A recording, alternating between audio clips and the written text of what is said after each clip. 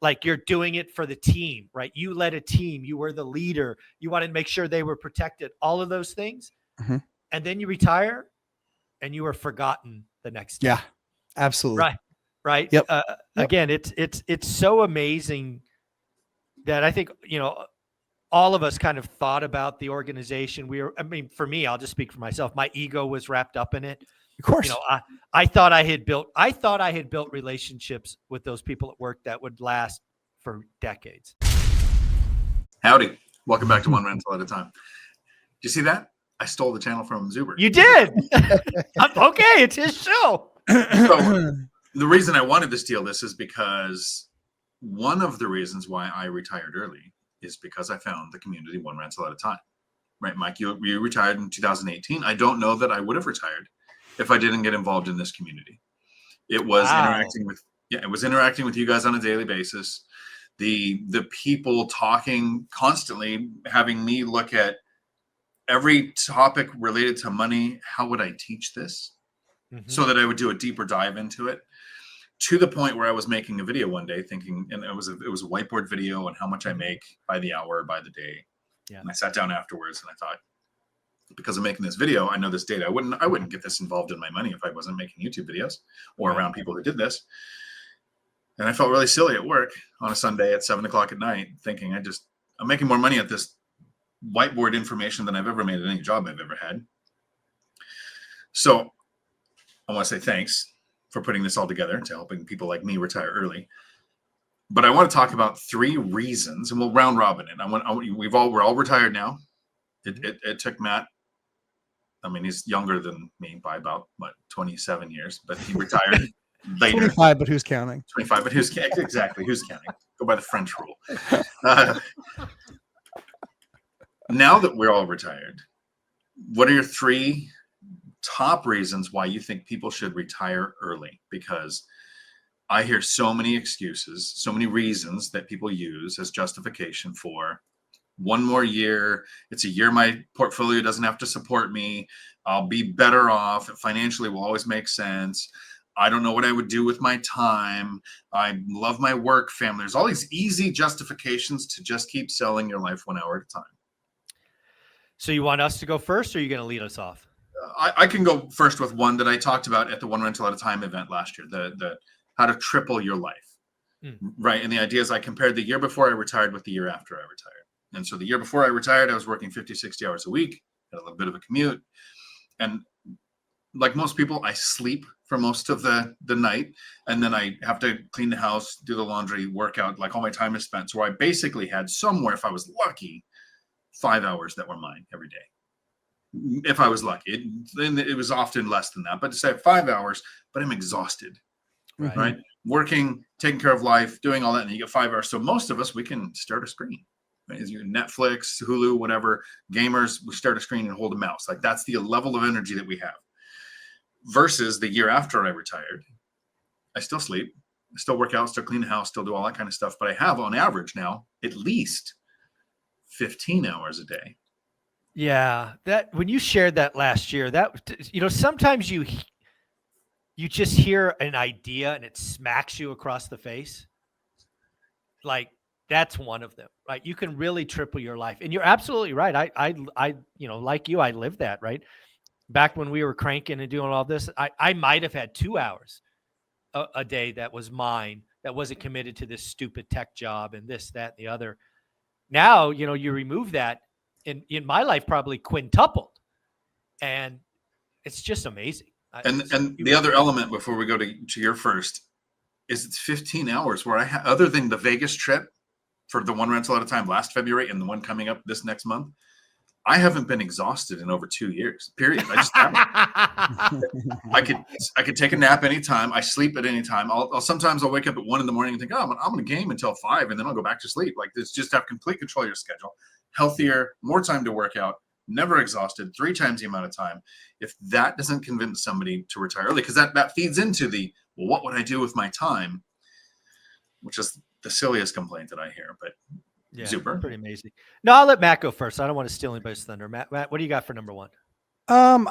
For the number 1 reason to retire, right? The number one reason to retire now and not do it later. Yeah. I think for retire me was, I think for me, it was like Zub and even Dion too. Like, I mean, we all had like major life consuming jobs, and that becomes the number one priority. And it's always, and everything is slave to that. I don't care if you think family isn't, it is. You were late to events. You didn't make this event, didn't make that event.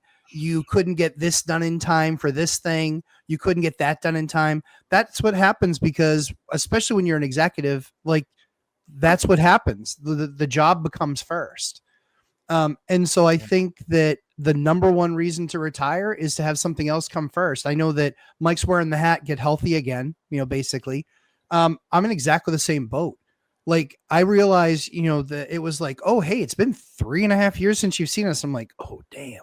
I was like, that slipped. That's not good. That's not good. I was like, well, we might want to book an hour because he's going to have some things to get through, and so that's this might take a minute. Yeah, exactly. This might take a little bit. It's going to be a really involved exam, but those are the things. And I recognize that, I'm getting older, I'm in my late 40s and my health isn't going to always be there. I don't want to ever take it for granted because I have young kids.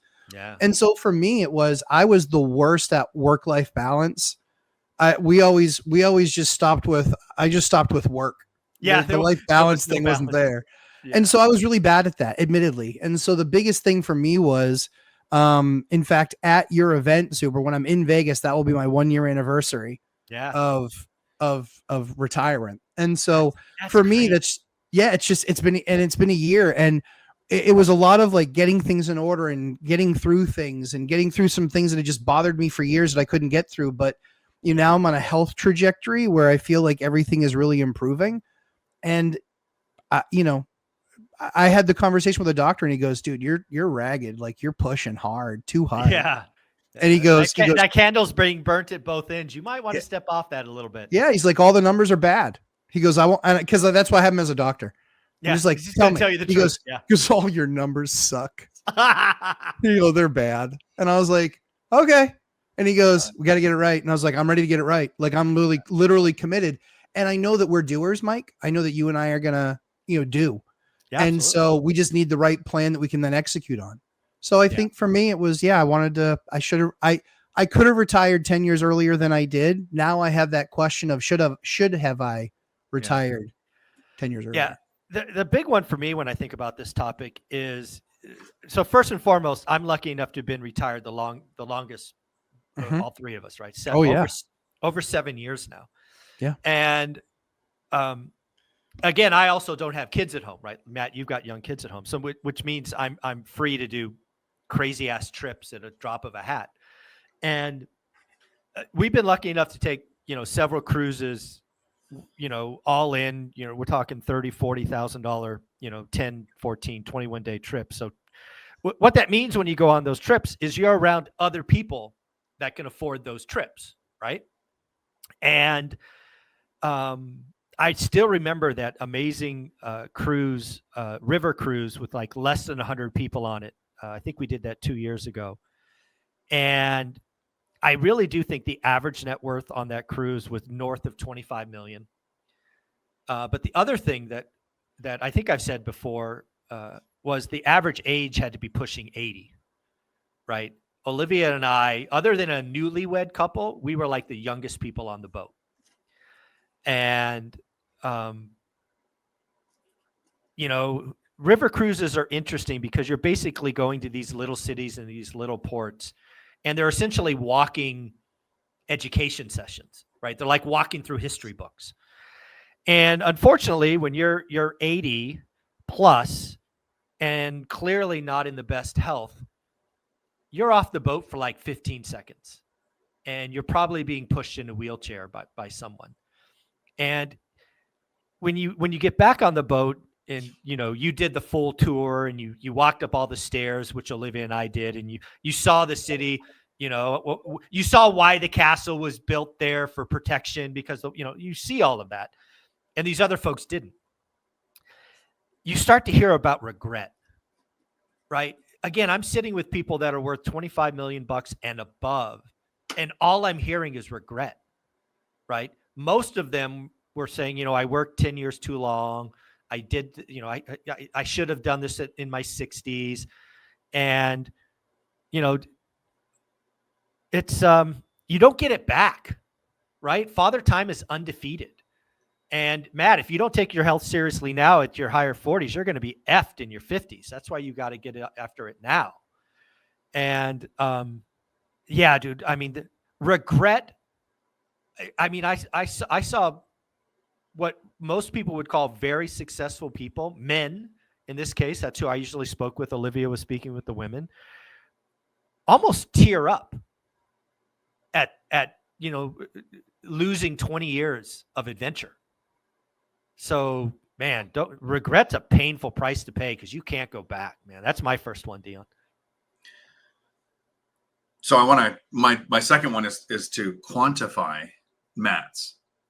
Right, Matt, your family is a strong motivator to retire early, to get more time with them. And I don't think people have ever really penned out what that looks like. And some people are lucky enough to where their parents are still alive. I'm past that point. And luckily, so I didn't learn this in time for my parents, but I learned it, I think, at the right time for my kids, as far as how important your family is. Most of us get about 18 years. Right. Some of us, I moved out at 15. Some people get shorter, but most of us, you get about 18 years with your kids, or 18 years where you're a kid and your parents are taking care of you. So you get that time with your family. If you get outside of those 18 years and you look at the rest of your life, the rest of your parents' lives, the rest of your life to your kids, like the order it's supposed to go in, you total all the family game nights, the family trips, the family vacations, the holidays, you get about another year. So the number 19 means everything to me when it comes to family. I'm always thinking 19. I got the 18-ish with my parents. Then I wanted one more year. I traveled so much, moved away from home, didn't even get that. But with my kids, most people get that 1 year. I wanted to retire early enough to where I can do things with my kids where my son's off Tuesdays and Wednesdays. One of my daughters is off Saturdays and Sundays. One of my daughters rotates her days off. So my schedule now is open to where we're not doing stuff all day, every day with them because they have their own lives and their spouses and their stuff going on. But I'm available. So that 19 for me is probably going to be 21 or 22. That's awesome. And that's a massive increase. Yeah, I mean, that again, sometimes you just bring stuff to the table that just smacks you. That's another one, right? If you want to triple the time with your kids, you know, think about that 19 and push it to 20. 21, 22. I think that's amazing. Matt, what do you got for number 2? Oh, you're on mute. It's amazing. I hit that with my chin. Or my beard, actually. My beard is that strong now. It's actually hitting things. It's been lifting. I tell you, it's apparently the healthiest thing about me. But I'll go a little bit off the board on this one. It is daytime action with spouse. That's an enjoyable factor. I'm around all day and I have no calls coming in. I can literally leave my phone in the other room and see what happens.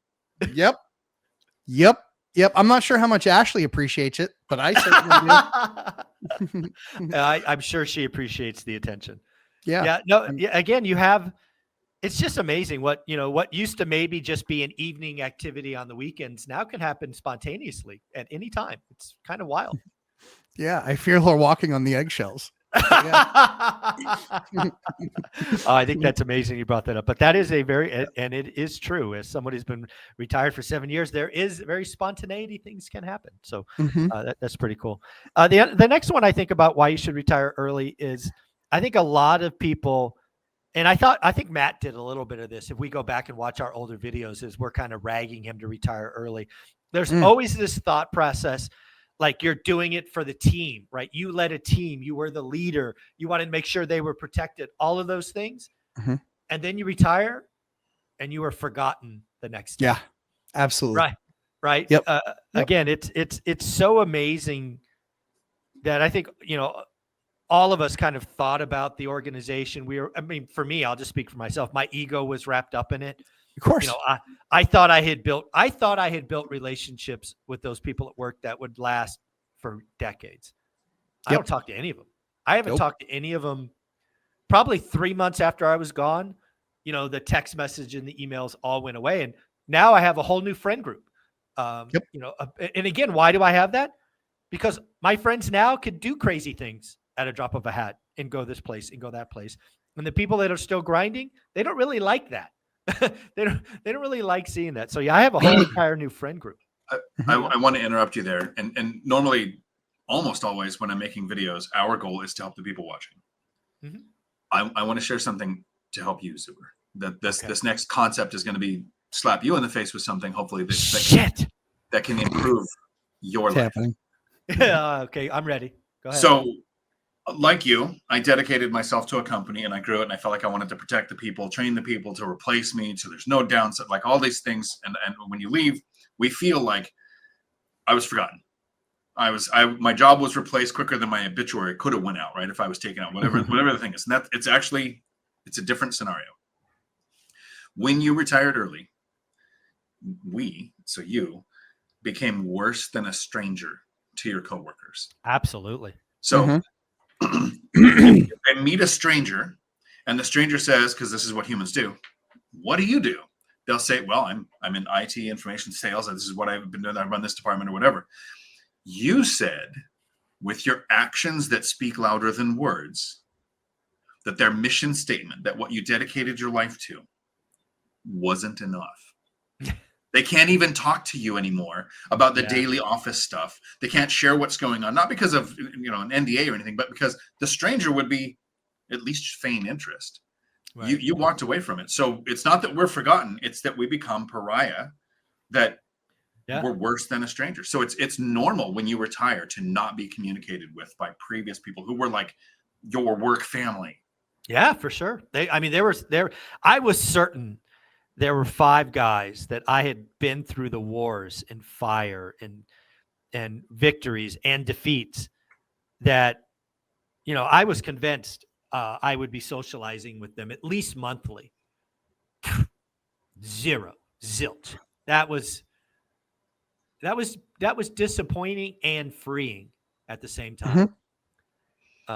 Pretty wild. All right, Matthew, bring us home. You got one more? I think kind of to that point. So it is, they're not going to miss you. They will miss what you did for them, but they're not going to miss you as a person. They're selfish. They're self-absorbed. It's me and my 4 and no more. It's about them. It's about their life. It's about what they haven't prepared for their lives. And so they're going to be stuck in that job until they're 65. I had a very pointed conversation with one person that like you, Mike, been through the wars with. And I was like, of all the people that are acting like an a-hole about this, I thought you'd actually be the one person who was like, man, I've watched it over the last 15 years. I watched you grind. I watched you be sick. I watched you work Saturdays and Sundays. I watched you do all this stuff. I'm so happy for you. Right. It was the exact opposite. It was I just need you to stick around for a few more years. F you. F you. I said, I came back and I put years in with you, but I told you all the way along that I was going to be on my way out because I didn't want to do this forever. Right. I wanted a better life. I wanted to do more. The more important thing is, and Dion and I came from the same cloth on this one, you guys that are working for smaller companies where you're 80%, 90% of their operations or their revenue or touch everything or always the one that the things are being filtered through, you are their rainmaker. Dion, how many times have you heard from your old owners just checking it, just seeing how you're doing, just, hey, been a while since we spoke and just wanted to see how retirement was? How many times have you heard from them since you retired? So in the first 6 months to put out fires. Yeah. And get hired as a consultant once. And then I was like, not doing that again. Maybe once on a holiday or something. Yeah. We've initiated text back and forth, but it was never for that. So for me, it's 0. I sold their company for them. I did all the work. I got almost nothing for it. And I've not heard from them. Not a Christmas card, not a thank you letter, not an email, not a text, nothing. So I can honestly tell you, it's reflection on who they are as people. B, how I never want to be. And I don't judge them for it. I just say, that's sad. I feel bad for them. And I look at it now and I focus and I go, I need to make sure that I never treat anybody that's done. If I would be blessed to have anybody work for them like I worked for them, and I will never take that for granted. And so my guys, I don't wait for the end of the year to bonus my guys. I bonus them throughout the year because I'm grateful for them and for how hard they work for me and for our cause and what we're trying to do here. And so you're just not that important to them. You're really important to them in the present and that day. But as soon as you're of no use to them, they have no use for you. So I think that was a mistake that I made, where it was like, I don't regret necessarily working the extra years because it really changed a lot of things for me and starting a family and the insurances that we need and the protection for my daughter when she got sick and all of those things. So I don't really regret it, but I do recognize that it was different than what I thought it was going to be when I left. And I think that people need to just put themselves through the rigors of that. And really, what is your motivation for staying? Is it really the paycheck? And is it really the healthcare? And is it really those things that you're staying for? Then in that case, you better make a plan for an exit strategy. If it's anything other than that, like, oh, it's a good clubhouse, or, oh, it's a good bunch of people, or they're just really nice people to work for. I promise, as soon as you stop putting money in their pocket, they don't give two flying flips about you. It's sad, but true. If I can end the video on a more positive note, bring people out of what me and Matt just put everybody into there. Sorry for that. We apologize. Or I do. This is the most important reason to retire early. That doesn't directly impact us, but it does impact us. And this is because Chesla said this was the most important thing she learned from retiring early. She's been retired now about a year. She retired, I think, just after Matt, maybe just before Matt. It was right around there, yeah. It's her RBT time was reduced by 90%. And this has impacted her life in many ways. It's impacted my life. But when you're working full time and you have a required bra time that can be reduced by 90% by taking away your need to have to go to work every day, imagine how much your life and the lives of those around you so true is improved. So true. I concur. Dion Talk Financial Freedom, RBT, required bra time, is a new acronym. I love it. And the Lumberjack Landlord. Guys are amazing. Thanks for being here. Thanks, Mike. Ciao.